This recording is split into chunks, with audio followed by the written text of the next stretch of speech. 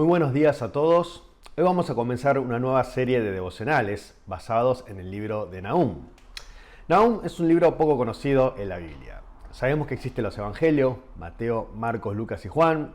Sabemos que están las cartas de Pablo. Entendemos o tratamos de entender el Apocalipsis. Pero, ¿qué de Nahum? Nahum es un libro profético. Es un libro escrito en el tiempo un poco antes de que Asiria, este imperio, cayera en manos de Babilonia, que es otro. Específicamente se menciona a la ciudad de Nínive, ya que esta era la capital del imperio. Asiria fue la nación que terminó por conquistar y exiliar al Israel del norte. Por causa del pueblo de Dios, por culpa de sus propias transgresiones, Dios castiga a Israel. Y es que Dios no puede tolerar el pecado, jamás lo hará. Él va a dar su justo juicio y castigo a todo pecado que atente contra su santidad. Y así como Dios es un Dios santo y debe condenar al pecado, en esta ocasión el condenado es ni más ni menos que la misma Siria.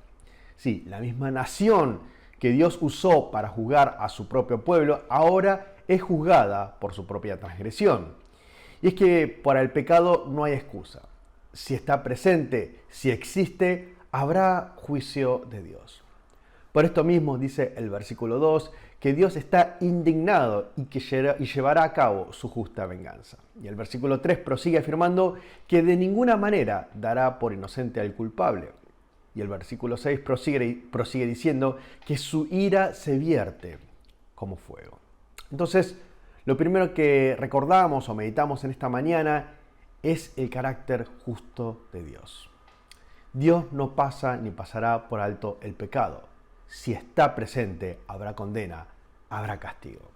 Y qué bueno que esto sea así, ¿no? Porque si Dios no fuese justo, no podríamos confiar en Él. Si no tuviésemos un Dios que castiga el pecado a toda costa, si no tuviésemos un Dios justo a toda costa, no habría forma de confiar en Él. Muchos creen que esto no es así. Ven que siguen pecando, que siguen haciendo lo que desean, que viven de manera libertina y nada sucede. Los asirios también pensaban lo mismo, incluso también los israelitas, esperando el castigo en contra de su enemigo. Algunos tal vez habrán planteado, ¿será que el carácter misericordioso de Dios se haya excedido un poco a tal punto de que se haya olvidado de castigar al que lo merece? Nada de eso. El versículo 3 afirma contundentemente, aunque el Señor es lento para la ira, de ninguna manera dará por inocente al culpable. Esta mañana entonces nos preguntamos si tenemos pecados que hemos dejado, pensando que tal vez Dios los dejará pasar. Tal vez un pago no realizado a un empleado, una justicia o una injusticia en realidad constante, un hábito que es pecaminoso. Puede que pensemos, tal vez, la misericordia de Dios va a pasar por alto este pecado. Pero no nos debemos engañar, porque Dios ciertamente dará su justa paga a su debido tiempo al pecado. También recordamos esta mañana el sacrificio de Cristo. ¿Por qué? Porque así como Dios es justo, también es un Dios que ha extendido su misericordia a toda la humanidad que merecía el castigo. Porque sí, Asiria ha pecado y merece castigo, pero en realidad somos todos Asiria, porque todos nosotros nos hemos rebelado en contra de Dios y por ende todos merecíamos la muerte.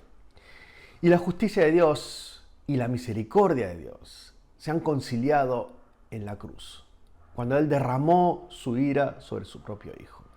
Sí, Jesucristo cargó con toda nuestra deuda y por ello podemos afirmar, Dios ciertamente es un Dios justo, pero también es misericordioso.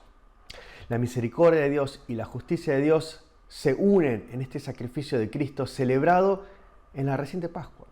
Gracias a Él podemos reposar confiados en Él. Ahora bien, ¿cómo podemos saber si nosotros efectivamente somos beneficiarios de esta obra de Cristo Jesús? ¿Cómo sé que yo no sufriré el castigo eterno por causa de mis pecados? Recordamos esta mañana que los verdaderos creyentes tienen estas marcas. Se refugian en Dios. Dice el versículo 7, bueno es el Señor, es una fortaleza en el día de la angustia y conoce a los que en Él se refugian. Refugiarnos en el Señor, venir ante su presencia, depender de Él constantemente. Esta es la marca de aquella persona que reconoce la extrema justicia de Dios y la extrema misericordia de nuestro Señor en Cristo Jesús.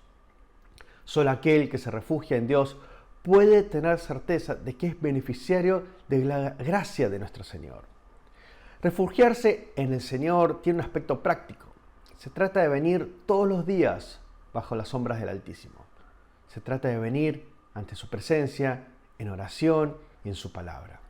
Es el refugio en la meditación bíblica, en la comunión con el Espíritu Santo, el día a día con nuestro Señor, lo que nos sostiene para poder vivir una vida santa como nuestro Señor Santo.